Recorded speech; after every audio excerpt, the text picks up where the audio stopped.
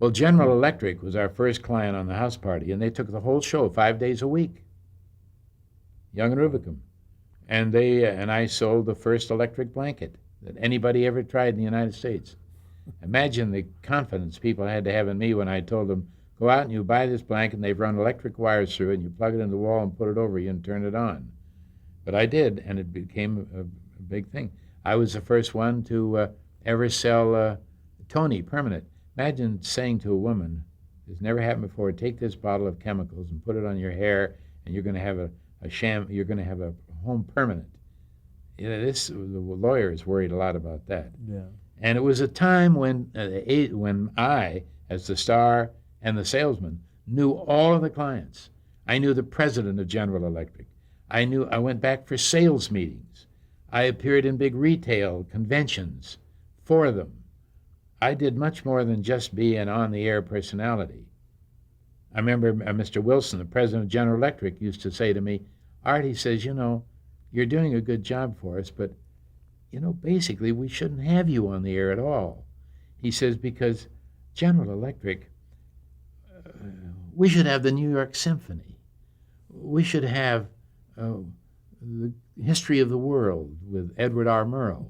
He says, when I'm out playing golf on Long Island with the chairman of the board of General Motors or somebody like that, he says to me, your show is the one where that guy is going out in the audience looking in ladies' purses. He says, that's kind of embarrassing to me, Art. And I said to him, Charlie, I called him Charlie, I said, I'm selling your stuff, toasters. Then they finally canceled and got what he wanted, which was Fred Waring and his Pennsylvanians with the best of modern music. Lasted 8 weeks. Gone. In the meantime, Pillsbury picked us up for the next 15 years or so, and I became the guy who introduced America to cake mix. Never before had the myth of the mother out in the kitchen fixing grandmother's recipe. And here I come and I say, you just dump it in the box, dump some milk in, you got to get a great cake. This was flying against all of the home economists and everybody else. And I was on the air for Pillsbury all that time, did Pillsbury Bake Off with Arthur Godfrey and all these things. And I knew Mr. Pillsbury and Eleanor Pillsbury, his wife, and I knew the sales managers. I did the commercials. I had an input. I said, I don't want to do that kind of a thing. And the agency worked with me.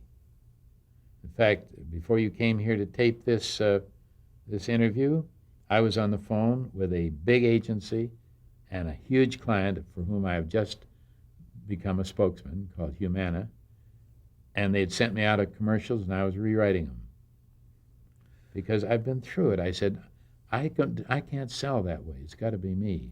If you want the guy who can talk the fastest, get somebody else. Or the guy who can yell the loudest, get somebody else. You're getting me.